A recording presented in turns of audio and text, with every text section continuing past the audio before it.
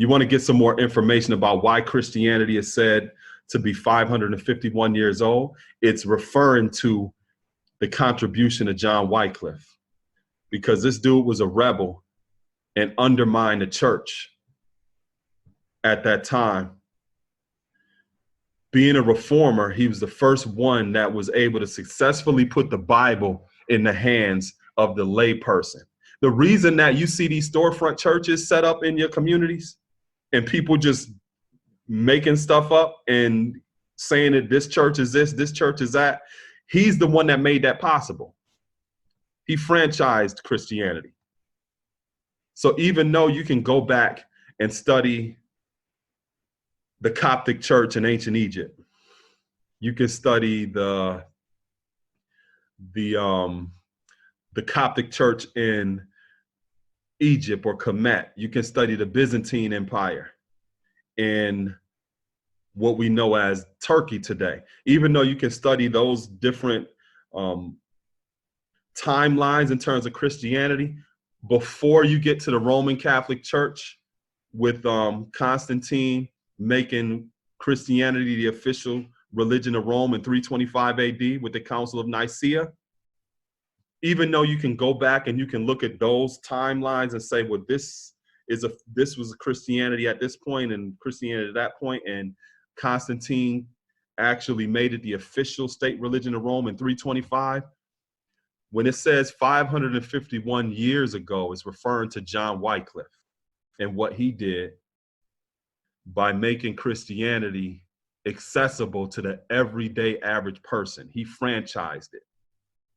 And that's how people even got exposed to it, because prior to that, especially when you're talking about the different traditions of the Catholic Church, they were performing rituals and reading the Bible in Latin, which is a dead language.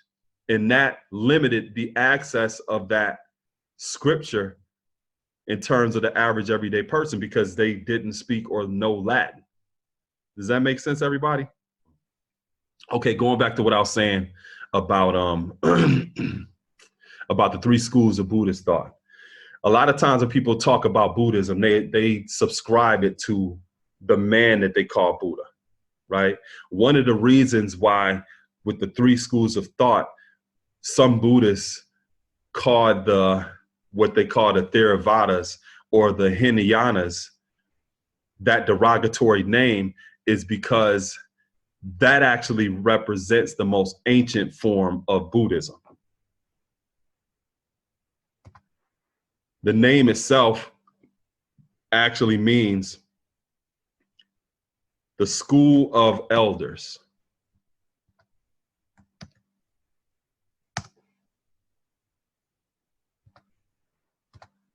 The school of elders. And this school of thought, in terms of Buddhism, developed in Sri Lanka, which is a small little island right down at the lowest part of India. Have y'all ever seen any pictures of people from Sri Lanka? No. Let's look what they look like.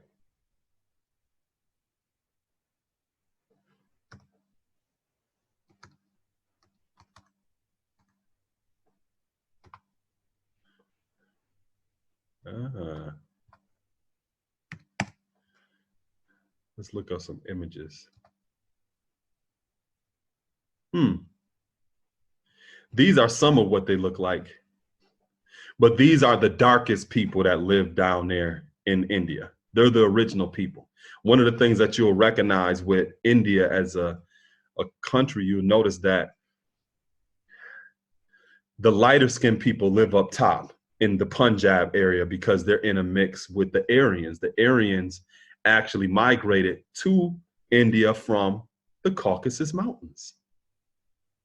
That's where they came from, the Caucasus. They intermix with the people at the top. They're the ones that set up the caste system, and they pushed the original people all the way down to the south. So the deeper you go in India, you're going to see more of the darker skinned indigenous people there. Now, when you're talking about the island of Sri Lanka, that is where the first original people landed when they migrated from the continent that we call Africa. So check this out.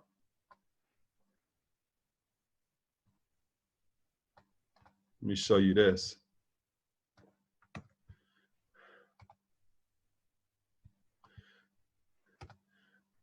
Scientists discovered that the first humans' remains were found right here in a cave in Sri Lanka called the Fahane Cave.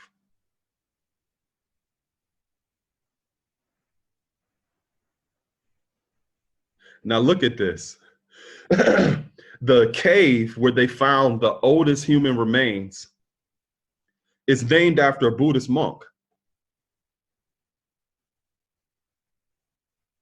named Fahane. Could y'all see the screen? Yes. Okay, so now even though, now look at this. How old is Buddha? Buddha, born in the 6th century, or possibly early as 625 BC. So when most people are talking about Buddhism, they are defining Buddhism based upon this person's birth, right? But when you go back and you study the first people who were in that area, Southeast Asia, the remains of them being found in a cave in Sri Lanka, or their arrival to that area, and that cave being named after a Buddhist monk. Let's see what year that those remains were found in.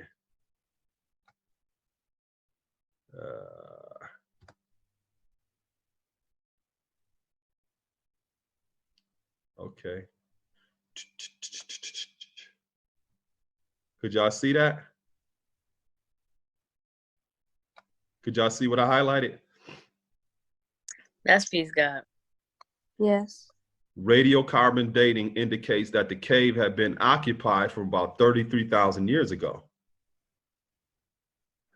So it's almost similar to what we were saying about Islam having no said birth record. Some people say that Islam started with Prophet Muhammad in Arabia, but the precepts and the concepts far outdate that religion being organized and taught to Arabian people.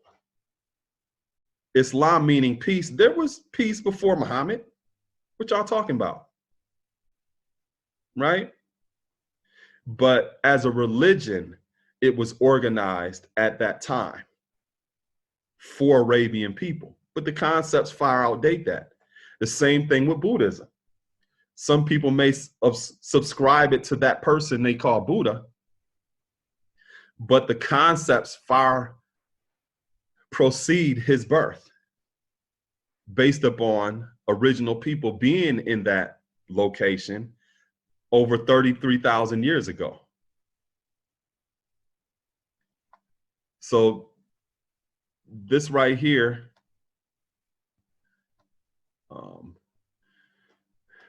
is good to do some more research on the Fahane Cave, and then the people or the remains of the people that they found in that area, and then why it was even named after a Buddhist monk,